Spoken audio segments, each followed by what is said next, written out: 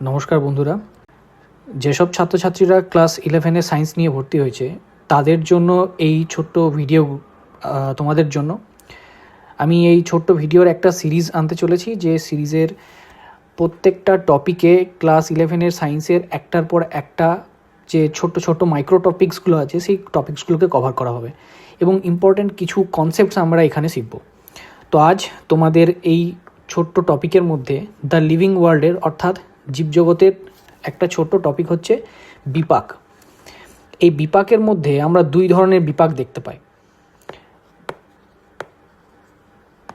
বিপাকের মধ্যে আমরা দুই ধরনের বিপাক দেখতে পাই, এক উপচিতি বিপাক এবং দুই অপচিতি বিপাক। উপচিতি এবং অপচিতি বিপাক এটা কি এবং এর ডিফারেন্স কি আজকে আমরা দেখব। তোমরা সামনে দেখতে পাচ্ছ একটা ছোট্ট মতো যে ছক রয়েছে, সেটা প্রথমে হচ্ছে উপচিতি বিপাক। কি না, এটি একটি গঠনমূলক বিক্রিয়া, অর্থাৎ এটি একটি বডি তৈরি করার বিক্রিয়া এবং যেখানে সরল যৌগ থেকে জটিল যৌগগুলো উৎপন্ন হয় এবং দেহের শুষ্ক ওজন বৃদ্ধি পায়।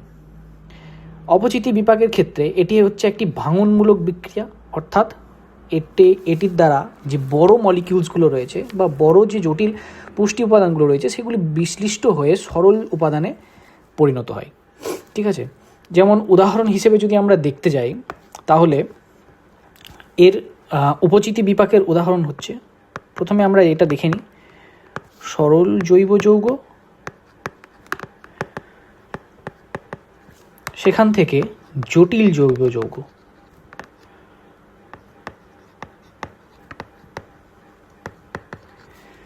সরল থেকে জটিল হলে সেটা হচ্ছে উপচিতি,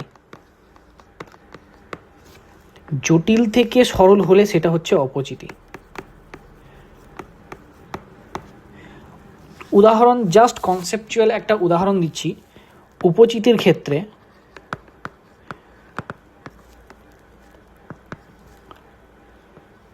CO2, H2O এগুলো দ্বারা কি হয়, সালোক সংশ্লেষ প্রক্রিয়ায়, ফটোসিনথেসিস প্রক্রিয়ায় কি হচ্ছে না, গ্লুকোজ তৈরি হচ্ছে, শর্করা।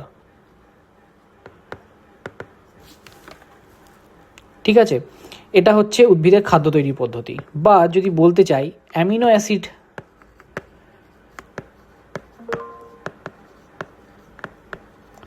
এই অ্যামিনো অ্যাসিড কি হচ্ছে না, একের পর একটা অ্যামিনো অ্যাসিড পরপর বসে কি তৈরি করছে, প্রোটিন। তো এই যে উপচিতি বিক্রিয়া কি না, ছোট্ট ছোট্ট মলিকিউলস থেকে একটা বড় মলিকিউলস তৈরি করা। অপরদিকে অপচিতি কি বলছে, শর্করা বা গ্লুকোজ থেকে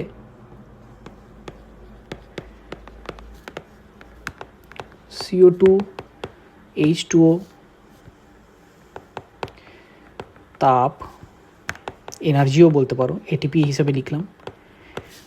জাস্ট কনসেপচুয়ালের জন্য এত সহজভাবে বোঝাচ্ছি, জিনিসটা আরও অনেকটাই কমপ্লেক্স, বাট কনসেপ্টের জন্য এরকমভাবে বুঝে নাও।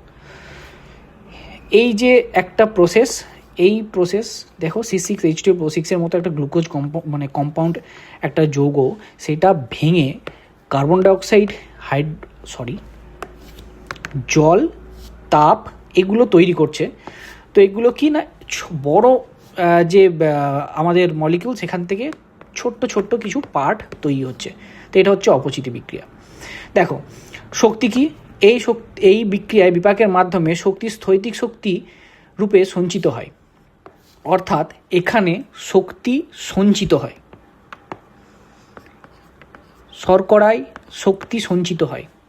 ঠিক আছে, বা প্রোটিনের ক্ষেত্রে সেক্ষেত্রে শক্তি সঞ্চিত হয়। অপচিতির ক্ষেত্রে দেখো দেখা আছে এই বিপাকে খাদ্য মধ্যস্থ শৈতিক শক্তি তাপ শক্তি রূপে মুক্ত হয়, অর্থাৎ এখান থেকে তাপ শক্তি বেরিয়ে যায়, হিট যে তাপ শক্তি সেটা বেরিয়ে যায়, এখান থেকে বেরিয়ে যায়, অর্থাৎ এটি তাপগ্রাহী বিক্রিয়া, এটি তাপমোচী বিক্রিয়া।